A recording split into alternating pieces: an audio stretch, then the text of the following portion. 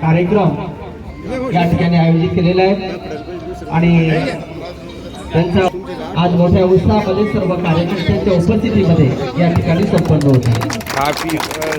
सर्व मित्रांना माझी विनंती, कृपया या ठिकाणी आसनस्थ व्यवस्था आपली चोखरित्या करण्यात आलेली, सर्वांनी आसनस्थ व्हावं,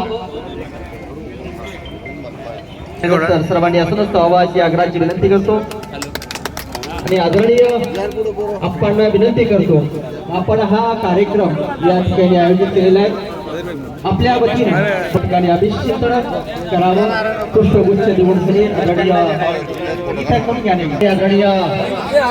माजी तालुका आदरणीय भास्कर पाटील ठाणे यांना विनंती, कृपया आपण समोर यावं आणि भाऊंचा आदरणीय दीपकप्पा पाबळे आणि ठाणे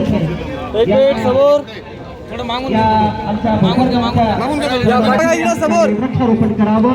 वृक्षारोपण झाल्यानंतर कार्यालय या ठिकाणी शुभेच्छा आणि त्या ठिकाणी एक शिबिर आयोजित केलेलं आहे, त्या शिबिराचा लाभ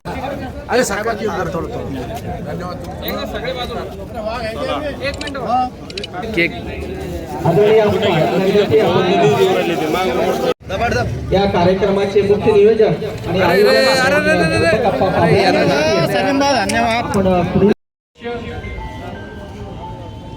आणि आणि माजी नगराध्यक्ष माननीय राजाभाऊ देशमुख यांच्या वाढदिवसानिमित्त उपस्थित शहराध्यक्ष सत्तारचे, अंबड तालुका अध्यक्ष तरडेजी, अक्षय साहेब सत्तारचे, भाईजी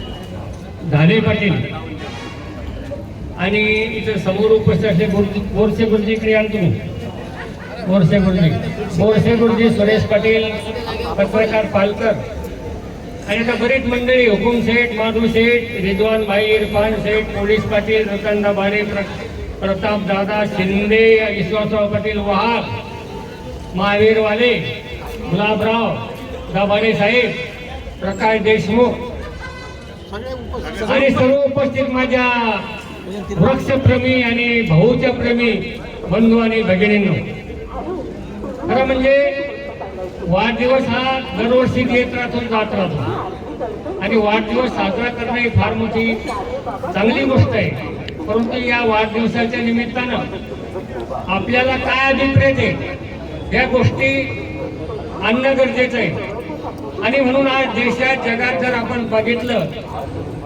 तर देशाचं पर्यावरण, आरोग्य आणि शिक्षण या तीन बाजू ज्या आहेत ह्या देशाला समृद्ध करणाऱ्या बाजू आहेत आणि नेमक्या ह्या तीन बाजूच लंगड्या होत चाललेल्या असं माझं मत आहे आणि म्हणून या तीन बाजूला बळकटी करण्यासाठी राजाभाऊ सारखे दाते माणसं आणि त्यांच्या वाढदिवसाच्या निमित्तानं मी आणि निवृत्त ढाले पाटील, निवृत्त वन अधिकारी साहेब ढाले पाटील हे माझे मित्र आहे, हे वन अधिकारी बुलढाण्याला राहिलेले आणि खरं म्हणजे त्यांच्या प्रेरणामुळेच मला हे सुचलं, म्हणे आप्पा तुम्ही अनेक कार्यक्रम करशाल पण मी वन अधिकारी राहिलो नाही, वनामध्ये कोणत्या कलमा कशा लावायच्या हे मला सगळं माहिती आहे, निवृत्त अधिकारी आणि म्हणून त्यांच्या प्रेरणानं मी हा वृक्ष लागवडीचा कार्यक्रम हाती घेतला आणि निवृत्त अधिकारी ढाले पाटील मित्रमंडळ आणि पाबळे पाटील मित्रमंडळ यांच्या संयुक्त विद्यमाने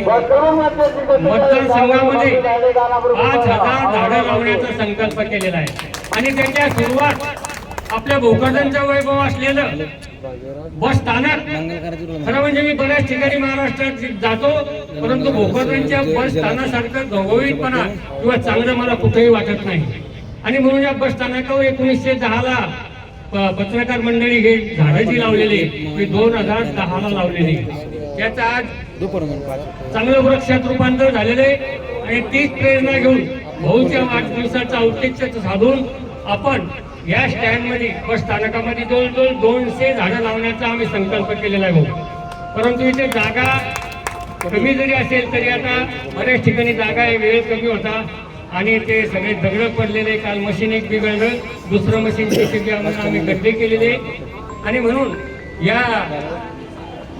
याच्यामध्ये आपण कमीत कमी 200 झाडं या बस स्थानकात लावण्याचा प्रयत्न करणार आणि त्याच्यानंतर माझ्या मित्रमंडळाला माझी विनंती सूचना आहे, सार्वजनिक ठिकाणी मग ईदगाह असेल, गुरुद्वार बोर्ड असेल, जिल्हा परिषद शाळा असेल, या ठिकाणी सुद्धा आम्ही जाफराबाद आणि भोकरदनमध्ये झाडं लावण्याचा प्रयत्न करणार. आणि जाफराबादमध्ये झाले पाटलांनी सांगितलं की आता तहसीलदारांना साहेबांनी सांगितलं की आमच्या इथे 150-200 झाडं लावा. तर उद्या भाऊ आपण तिथे कार्यक्रम जाफराबादला घेणार आहे.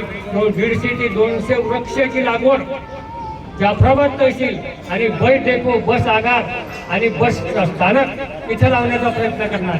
आणि म्हणून इथं किती बोललं तर बोलणार आहे, परंतु गल्लीपासून दिल्लीपर्यंत, गल्लीतल्या पुढाऱ्यापासून दिल्लीतल्या पुढाऱ्यापर्यंत मला अशी विनंती करायची आहे पालकर सर, सुरेश पाटील, की ही वृक्ष लागवडीची ही चळवळ आपल्याला उभी करायची आहे.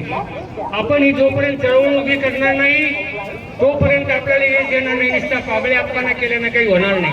परंतु गावातला ग्रामपंचायत सदस्य असेल, सोसायटीतला सदस्य असेल, हे सगळे गावकरी पुढारी तुम्ही. आणि या गावापासून जर तुम्ही चांगली सुरुवात केली तर नक्कीच या पर्यावरणाला बळकटी आल्याशिवाय राहणार नाही. आणि पडण्याचं सरकारचं काही मानस आहे, आता ते नक्की काही बातमी मला माहीत नाही, पण त्याच्यात सुद्धा आमचं बारीक लक्ष आहे.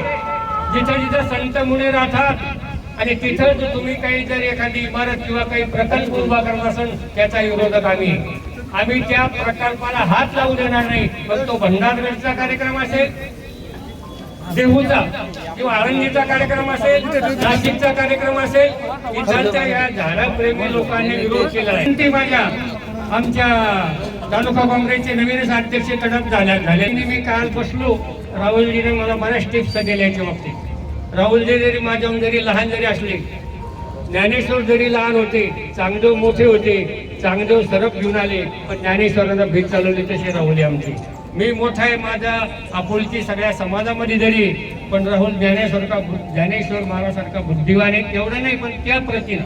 म्हणून राहुलजी तुम्हाला सुद्धा विनंती आहे, नुसतं पक्षीय राजकारण न करता सामाजिक समतोल कसा साधता येईल, समाजाशी एकरूपता कसा राहता येईल, समाजामध्ये आपल्याला कशा प्रकारचे जाता येईल, बांगर साहेब हा सुद्धा अभ्यास करायला पाहिजे. दिसतं निवडणुका जिंकणं आणि हारणं हा विषय नाही माणसाच्या जीवनात. आता एखाद्या आपल्याला एखाद्या शेतीत मागणी झाला म्हणून आत्महत्या पर्याय नाही, त्याच्यावर अनेक पर्याय. म्हणून ह्या अनेक बाबतीत मला बोलता येईल, पण तरी सुद्धा भाऊ तुम्ही आम्हाला खूप मोठा वेळ दिला आणि आपला हा वेळ देऊन आमच्या पाठीवर हात ठरवला. खरोखर आपल्यासारखा नेता आज आमच्या जिल्हा काँग्रेसला लाभले. आणि या जिल्हा काँग्रेसमध्ये असताना आमच्यासाठी भाऊ तुम्ही काय खच्चा खाल्ल्या. आज निवडणूक जिंकणं हरणं बाजूला आहे, पण आज जनतेचं प्रेम तुमच्यावर आलोट आहे, तुमचं प्रेम जनतेवर आलोट आहे, आमचं कार्यकर्त्यांचं प्रेम. आणि म्हणून हे प्रेम आमच्यावर असं राहू द्या, आम्ही कशातही कमी पडणार नाही. मी जरी 75 मध्ये असाल ना जोरस सर, तरी सुद्धा माझा सकाळी मी आज 5ला उठलो की माझ्यामध्ये हा जो आत्मा आहे, माझं शरीर आहे, माझा उल्हास आहे की मला वाटतं 10 मिनिटात भोकरदनला जा आणि हे वृक्ष लागवड करा. परंतु ते शक्य नाही. परंतु भाऊ सारखे माणसं आज आपल्याला मिळालेले राजकारणामध्ये मग अक्षय साहेब असेल, गोरसेपुरी असेल, हे आमचे अंबोडून तरडे तालुक्यातले तरुण तरडे आलेले, त्यांनी सुद्धा मागच्या वेळेस 5,000 झाडं अंबड तालुक्यात लावलेले मामा. आणि म्हणून पठाण साहेब आपण ईदगाह पे जाएंगे, वहाँ सर्वे करेंगे. आणि कुठं काही असला आमच्या कार्यकर्त्याचं किंवा इथं पक्ष म्हणून काम नाही करत आपण. कोणत्याही पक्षाच्या कार्यकर्त्यांना म्हणलं आप्पा आपल्याला इथं झाडं लावायचे, आम्ही तिथं हजर राहू, हे लक्षात ठेवा. म्हणून पक्षीय राजकारण बाजूला सोडून वृक्ष लावणीचा कार्यक्रम इथून पुढे सुरू करणार आहोत. आणि पक्ष तर मग आम्ही असल्यानंतर पाबळे कोणी पक्ष सांगण्याची गरज नाही. म्हणून राजकारण न करता गुलाब शेठ तुम्ही जरी अपंग आहे तरी तुमच्यात फार हिंमत आहे. मी भाऊ तुम्हाला भेटायला आलो होतो, तुम्ही म्हणे आता जगत नाही, भाऊ म्हणे तुम्ही जगल्याशिवाय राहणार नाही. आणि आज आमच्या पुढे ताट मानतो. आता इथे एक लिंबाचं झाड झालेलं आहे भाऊ, ते 3 वेळेस वाकलं, 3 बदल्या दिल्या. आज त्या लिंबाच्या झाडपा आम्ही तिथे जाऊन उभा राहतो. म्हणजे अपंग माणूस सुद्धा फार जिद्दी असला तर कसं करू शकतो. म्हणून अपंग झाडाला नीट करून त्याला उभं करण्याची ताकद या निसर्गामध्ये. म्हणून भाऊ विनंती करतो की आपण इथं आलात, आपल्याला ईश्वर दीर्घ आयुष्य लाभो असे मी ईश्वरचरणी प्रार्थना करतो. आणि निवृत्त अधिकारी आमचे 2 शब्द बोलतील. हा बलाढ्य माणूस आहे, क्लास 1 अधिकारी ढाले साहेब, हे 2 मिनिटात बोलतील अशी मी त्यांना विनंती करतो. लगेच अक्षय साहेब तुमच्या ज्या, आणि अक्षय साहेबांना काल 11 जाळ्या 10 मिनिटात तयार करून दिल्या. 11 जाळ्या. तेव्हा पुरेशी साहेब माझ्याकडे 100 जाळ्याची लिस्ट आलेली. 100 जाळ्या म्हणजे आपण जर काम करत असं आपल्याला कमी काहीच पडत नाही, हे लक्षात ठेवायचं. म्हणून निवृत्त अधिकारी यांना विनंती करतो, भाऊचं आरोग्य सुखी समृद्धाचं राहो.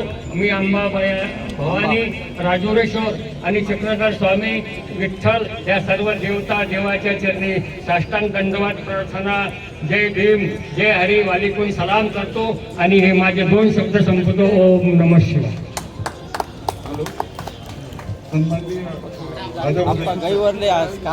सन्माननीय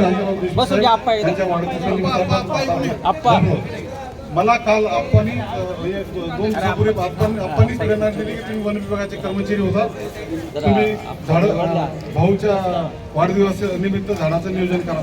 मी आणि माझे सहकारी मित्र विनोद सुरडकर आम्ही आप्पाकडे गेलो, त्यांनी नियोजन करून दिलं आणि आम्ही 5000 झाडं पुढच्या म्हणजे आता लवकरात लवकर 5000 झाडं आम्ही कंप्लीट करू. त्याचे फोटो सेशन करू, पुन्हा त्यांना त्याचं जपण्याचा म्हणजे हे करू, झाडाचाही वाढदिवस साजरा करू. मी माझ्याविषयी सांगतो, मी वन विभागात होतो. मी पहिल्यांदा 85 ते 84 ते 89 काळ म्हणजे 85 त्या काळात मी राजीव गांधीच्या प्रेरणेतून काँग्रेसमध्ये थोडंसं काम सुरू करण्याचं काम केलं. पण मी नोकरीला लागलो, 39 वर्ष नोकरी केली. नोकरीच्या शेवटच्या वर्षातच ठरवलं होतं की मी काँग्रेसबरोबर काम करेन. मला राजाभाऊ देशमुख यांचं म्हणजे ते चरित्र कळतंच, माहीतच असतं, त्यांचं दिलदारपणा हे माहीत होतं. मी माझं सर्व काम म्हणजे निवृत्त झाल्यावर 2 महिन्यात माझं जे काय घ्यायचं ते सारखं घेतलं आणि राजाभाऊ देशमुखला भेटायला आलो. पण त्यांनी इतकं दिलदारपणे मला म्हणलं तुम्ही बरे झाले आले नाही तर जिल्हा अध्यक्षाकडे येणं म्हणजे फार मोठी गोष्ट असते किंवा त्यांना ॲटिट्यूड असतं. पण आमचे राजाभाऊ देशमुख एकदम साधे सरळ आणि समाजकार्यात वाहून घेतलेले व्यक्ती असल्यामुळे त्यांनी मला लगेच दुसऱ्या 4-5 दिवसानंतर किंवा 8 दिवसानंतर सपकाळ साहेबांची म्हणजे सपकाळ साहेबांसमोर माझा प्रवेश करून दिला. मी हे म्हणजे ग्वाही देतो राजाभाऊ साहेब, तुमच्या नेतृत्वाखाली तुमच्या म्हणजे मार्गदर्शनाखाली आम्ही आमच्या जाफराबाद तालुक्यात काँग्रेस पक्ष वाढवण्याचं काम करू, समाजकार्य करण्याचं काम करू. जे काम देतील ते आम्ही सर्व काम करू. आम्हाला मार्गदर्शनाची गरज आहे तुमच्या. तुम्ही जरी सृजन संघटनेत म्हणजे ह्याच्या सृजन अभियानांतर्गत तुम्हाला 7 वर्ष झाले असल्यामुळे वरचं पद दिलं, दुसरं पद दिलं तरी तुम्ही काँग्रेस पक्षात काम करत राहा. तुमच्याच कार्यकाळात जालना जिल्ह्याला काँग्रेस पक्षाचा खासदार भेटलेला आहे. तुमचं त्यामध्ये काम नक्कीच तुमचं त्याचं कर्तृत्व असणार. जेवढं शब्द 2 शब्द बोलतो, तुम्हाला चांगलं दीर्घ आयुष्य लाभो. तुमचंच शरीर राजुरेश्वर चरणी प्रार्थना करतो आणि आता आपल्या पुढील कार्यक्रमासाठी राहुल भाईकडे बोलतो. एक